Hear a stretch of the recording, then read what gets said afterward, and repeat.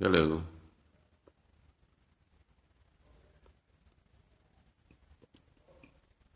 Today I'd like to talk about Kemetic philosophy and the conceptualization of evolution. Now, let's begin by talking about ancient societies and how they came to create deities. We have to understand that in the ancient world, when mankind saw nature, he realized that it is a very wondrous thing. And he saw forces that would come and go, and did not understand what was going on. And he created concepts, and these concepts made him to at least try to understand what was going on. Because even in our primordial state, humankind or mankind tried to understand the world.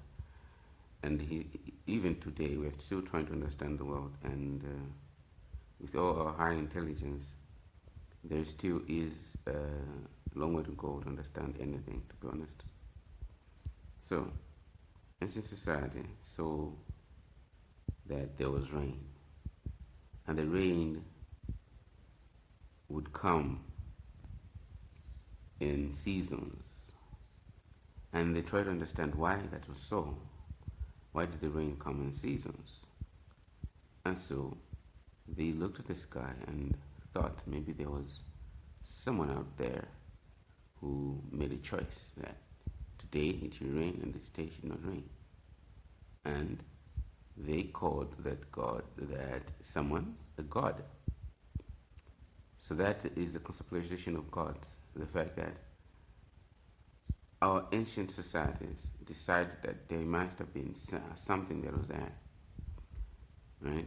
But they made that choice from inanimate processes that have no need for personalization, but they personalized it, which is something that we see daily. Human beings have the capacity or have the probability to animate the inanimate, and that is what makes us at our core human beings. We give human features to things that are not human at all.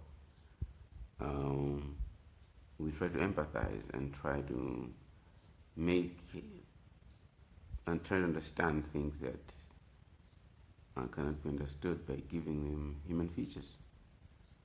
And that is the birth of the conceptualization of gods.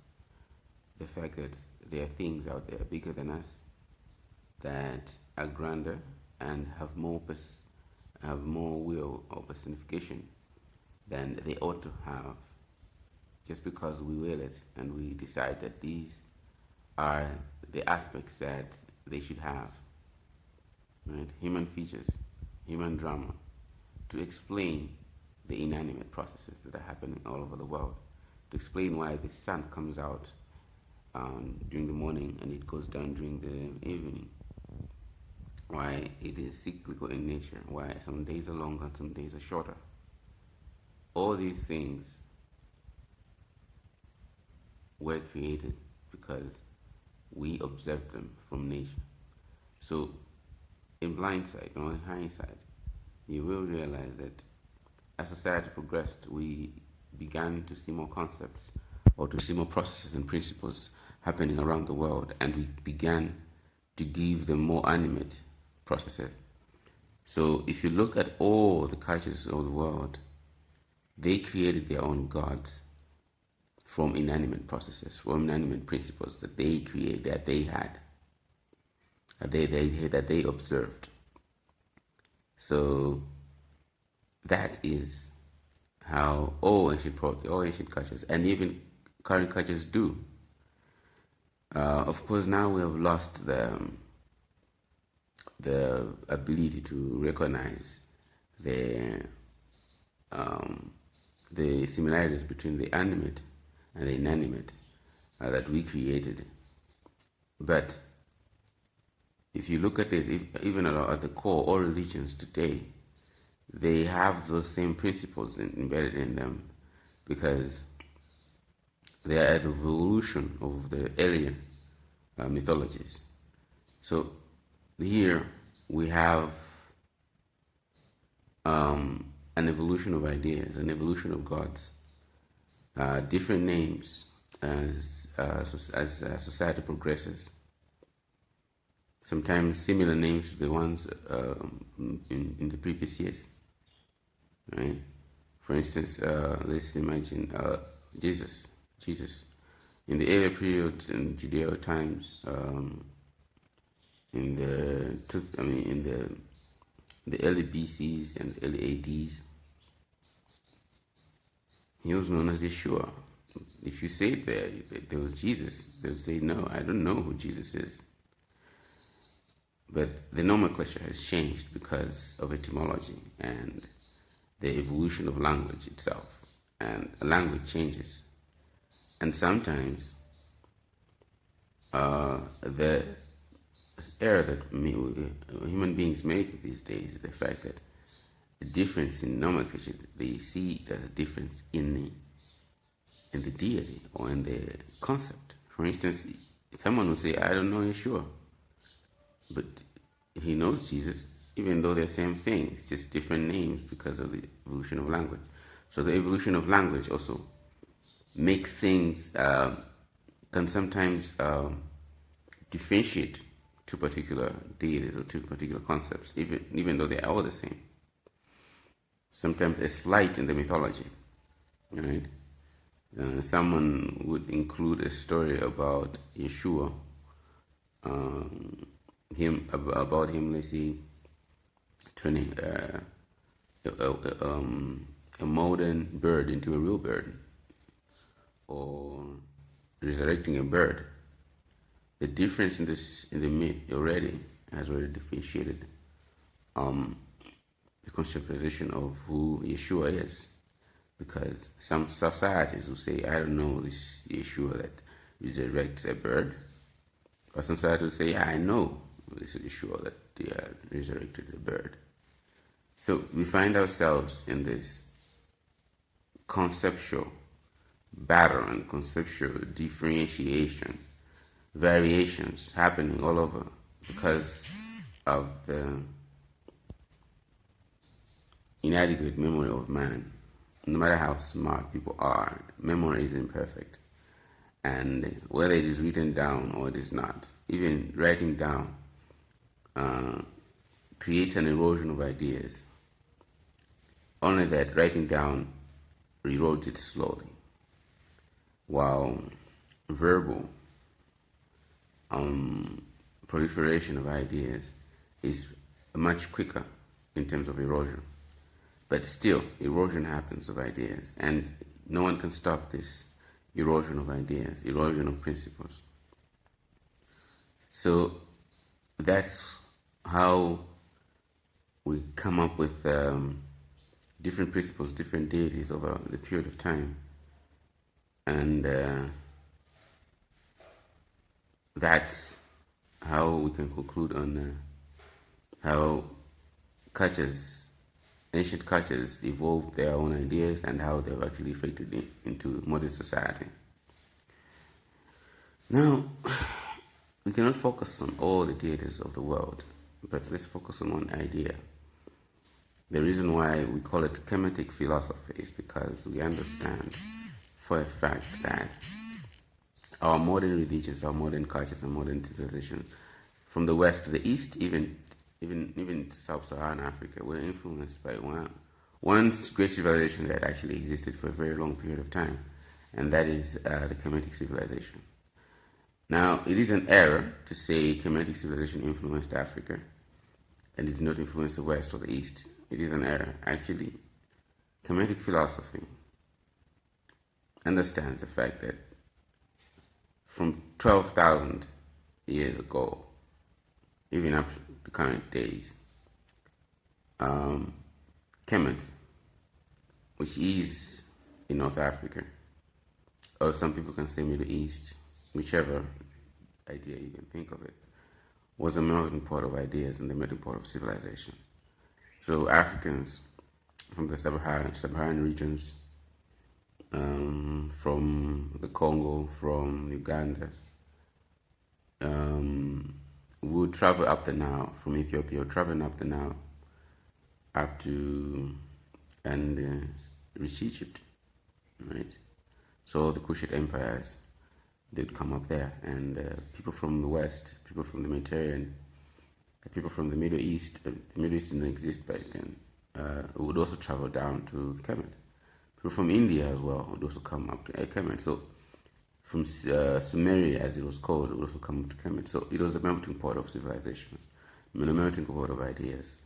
And even up to today, it's still a center of the melting pot of cultures and ideas and knowledge. There's not one single race that resides there. There's not one single religion either. But rather, even from ancient times, it was a place where the melting pot of ideas happened. Now, the other misconception that I'd like to fix is the fact that people think that Egypt is Kemet, or was Kemet back then. No. Kemet is an area that spanned all the way from South Sudan up to current Egypt. So, all that area, the people that resided there called it Kemet. And because the geography was not well known back then, when people looked from the Mediterranean looking up down to Kemet, they would think that Kemet was actually the end of that particular place. And maybe you'd go up to Kush and stuff like that, but they did not know that there were other lands beyond it, you know. The same thing for the Sub-Saharan Africans. They did not know there were lands above it. But that was the ignorance of the people back then. So back then in Kemet, when they saw the principles as well, they created their own deification, or deities, I should say. The funniest thing about the Egyptian, or rather the quickest thing about the Kemetic civilization was the fact that they noticed as a fact that the world did have a primary force holding it together, right? Some conceptualize it in Ra, some in Amun.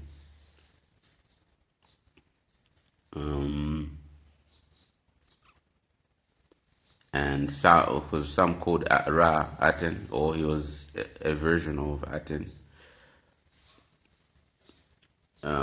But still, they created deities out of the order of principles that they studied. Only the high class priests or the priesthood understood that these principles were principles of a larger force that they did not understand. In Sumeria, it was the same thing as well. So they had their own pantheon of deities, but the high priests would understand that these are principles that we observe in the sky, and the mythologies were just there to explain away the happenstances that they were observing in the sky, or they're observing in their own environment. So if you read some of them, they actually reflect the fact that what they were seeing in the earth was a reflection of the heavens, and the concepts of above and as is below were also born. The fact that what you see above sometimes reflects what you see on the ground, what you see on earth, what you see in people's lives. And all these mythologies were born, right?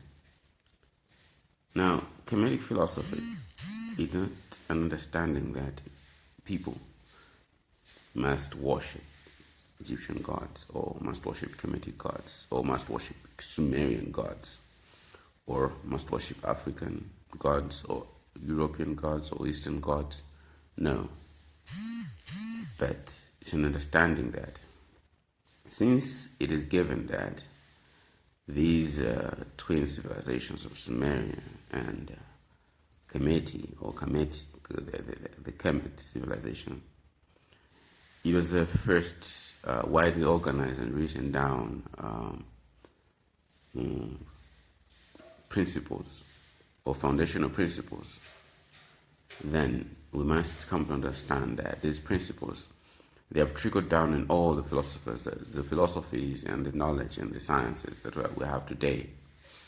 So because they have trickled down into these daily principles and daily trappings of human civilization as we know it today, human knowledge, even this full scope of it, then the studying and the philosophization of or that is must not begin from Greece or must not begin from Rome, but must begin from Kemet. And we study these deities or these conceptualizations and these ideas that were there in Kemet not as gods, but rather as principles. So principles that we can come to conceptualize and we can come to appreciate on how they apply even in modern philosophy and in modern science. So that way, we are objective and not subjective. So a Kemetic philosopher is not someone who is black, no. And he's not someone who is white, rather. And he's not someone who is Chinese, right? But it's someone who goes as far back as principles can go and picks from them and expands from them. For instance, if I talk about Osiris, right, who in the Malian tongue or the other African tongue is known as Wusu, it's not like I'm going to say that I'm going to worship Wusu. Why should I? I'm more knowledgeable than that. My eyes are more objective than that. But rather, I'll say, okay, what principles did Wasu embody? And I'll realize that, okay, Wasu was the principle of goodness he was a principle of goodness in human nature, right? So he was a leader, he was a king of gods, or a king of what is known as he was a king, basically. It doesn't mean that I should worship also. No, but I should understand the principle. And that principle is a principle of immortality. Right? Because he had an opposite end. And that opposite of his brother, he was known as Seti. Some people call him Seth. And modern religion has expanded that concept into Saturn, right? It's almost the same thing. But the difference is they understood that these things were dual and they existed in the same land. They existed in the same. So within us, everyone has a Seti and has a Wasu. We all have good and evil. There's yin yang that was born from these duality concepts, right? So, like I said, these are concepts that were born out of the ideas that came from that time, and they expanded. Various cultures created their own ideas of these things. So if I am living today, I will study the duality of human nature and understand that in Kemetic philosophy they do exist, and not only do they exist, but they exist in different forms and different angles and just different conceptualizations, right? Yeah. So that is basically it. So now that I have cleared the conceptualization of what Kemetic philosophy is, or what Kemetic philosophy is, I would like now to expand the thought processes and now look at the process of evolution. Why have I started to compare the Kemetic philosophy and the process of evolution? First of all, we've talked about how knowledge and myth and principles and all those other things, religions, erode and change over time. But now let's talk about how it relates to Kemetic philosophy as a whole. So I'll talk about three principles that we learn in terms of Kemetic philosophy. So the first principle is the principle of Vesu, which is Vesu is also known as Osiris in some circles. So basically, the principle of Vesu is a principle of good, but it's also a principle that we have to understand that it's a principle that does not always last. So Vesu was a principle found in the Kemetic body. Now he was birthed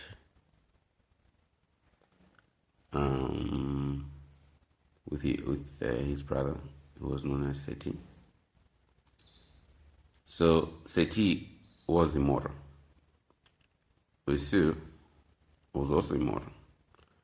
Since these were principles that were immortal, we would expect that good will always exist, and that Seti, which is the evil one, will not always exist. I think that would be a beautiful concept, really. But the ancient individuals, the sages, realized one aspect, that goodness doesn't always exist. Actually, good things don't last. Good things pretty die. So we have these two immortalization concepts. So Seti is immortal, and Vesu is also immortal. What happens? Set, or Isis in some circles, or Set, who is a female version or female conceptualization of Vesu, finds herself in a precarious position. Seti, the immortal evil aspect, destroys or kills Vesu. What happens afterwards? He divides Vesu into 14 parts. Now, you have to understand that 14 is a divine number. It is the duality of completeness, which is completeness is 7, is a number. Now, if you multiply that by twice, you find 14. So 14 is a divine number because it refers to the duality of completeness. So there is a concept of completeness, which is 7 cycles or 7 aspects, but sometimes they can be doubled. So you have 2 years or maybe 2 weeks, just 14 days. You have passed through 7 cycles twice, or it has been completed twice. And then you look at that as an idea. You don't look at that as just a simple number, but then you conceptualize it, because numbers are also concepts. So Set, which is a female version of Vesu, collects all the 13 parts, but remains with 1. So that is the incomplete duality. Some things just never are complete. But then all said, creates a seventh aspect of it. I'm not going to say what it is because I don't want to expand too much. But in the completion, you should understand that Kemetic philosophy is multi-layered. So yeah, I can talk about this now, but then I'll find more loopholes in which I can add more concepts and more things that can actually be added to the whole conceptualization or the whole philosophy. You will find the aspect of the femininity of all aspects, of completing the male aspects. So male aspects are not complete in their own, usually. It's like that in all cultures. Even in our modern Christianity and Islam and Judaism and all the Eastern philosophies, women are understood to complete the path of manhood. I mean, the male aspects of human nature are not complete without a woman. It's not possible. It's only a woman that can complete a man. And I think the ancient Egyptians understood that. The ancient Kemet, they understood that. And the African societies, Middle Eastern societies understand that. I think more than other societies, maybe. But I think all societies know that. So she does that. What happens later? This dead Wasu creates an heir. After creating an heir, he properly dies now. So he only lived to create an heir. Yeah, whatever. So the heir is known as Heru or Horus in some circles. Now Heru is not just Heru. He is the life force of Esu. And he is what is known as an incarnation of Esu, because he is literally his father, just rebirthed in another version, in another timeline, right? And then Wesu is no longer immortal as we used to think of him as. He is immortal, but not as immortal. He is immortal in the incarnation of himself through the feminine aspect of himself. Does that make sense? It does not, but it does. So you find two gods. So they're not two gods as Seti and Heru, but rather Seti and Wasu with an incarnation aspect, which is Heru. So there's still two aspects. There's still dualities. There's still an evil side and a good side. But the good side is no longer as immortal as you think it would be. But it is immortal through rebirth and reincarnation. How would the Egyptians create such a preposterous idea? It doesn't make sense to be immortal through rebirth.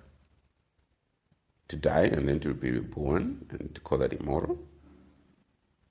But wait a minute, like I said, these guys were observing nature, creating principles out of nature. So the reason why they create this, and the reason why Kemetic philosophy is so rich, is the aspect that, like I said, these guys understood that there are two types of immortality. Really? There is an immortality that is constant, stays the same, does not change, immovable. And there is immortality that always changes form, is reborn, and then as time goes by, it changes itself and becomes more or becomes less, depending on the times. And there is immortality that does not give birth to anything, that always stays without procreation. And there is immortality that creates, and creates more of itself, and creates versions of itself, different morpholizations and different changes. Now, if you understand this, you understand that it brings the concept of evolution, as we understand it in sciences today, pretty neatly. Because evolution in itself is a long-term view of the immortalization of life. So life is immortal, but life is not immortal in individuated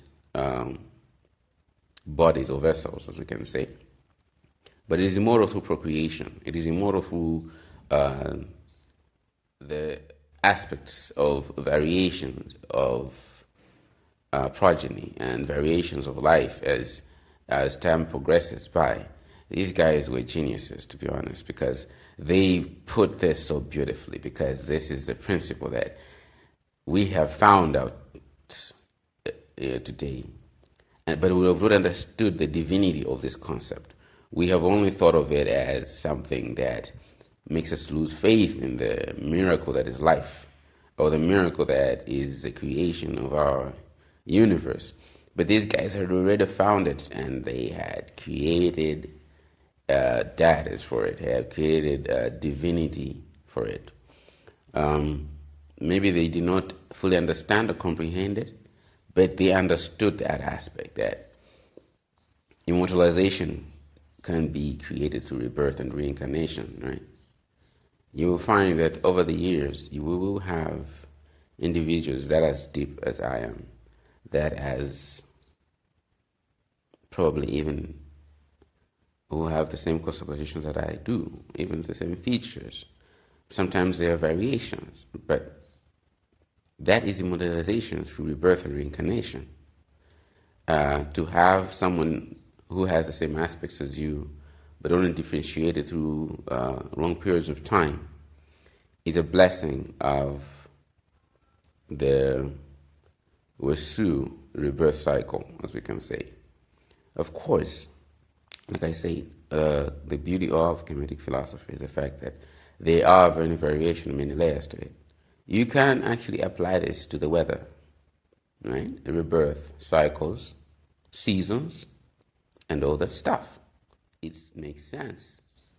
But it is a principle that you find across the various spheres of knowledge. And it all makes sense. It does not change in its significance because you have applied it to a different sphere. So that is how we would look at Kemetic philosophy and how it is applied to evolution, a concept that is new, that we've just discovered less recently, but the complexity of its nature had already been discovered by our ancestors or our forebears, or whatever you can call them. And it is not to say to appropriate that to the aspect that these guys did fully understood this concept. They did not. But they did understand that there are concepts such as these that do not make sense, but they have application elsewhere. They have application in the world. In Malayan society, for instance, we had what is known as Mulungu, which is the principles of nature. Some worship them as a principle of nature. We had Chauta, the principle of water, and we had Namalenga, the principle of the sky. Now, look, these have all been unified into one deity today, because the conceptualization of our current society says that we should have one deity, and I, as an individual, also succumb to that. I believe in one God. But I do understand that in the ascent of knowledge, we have to not throw away the vestiges of the past, but understand these concepts. Understand why our ancestors looked at the sky and called it Namalenga. Why did they personify the sky? And why did they animate the inanimate? These are questions that we have to ask ourselves.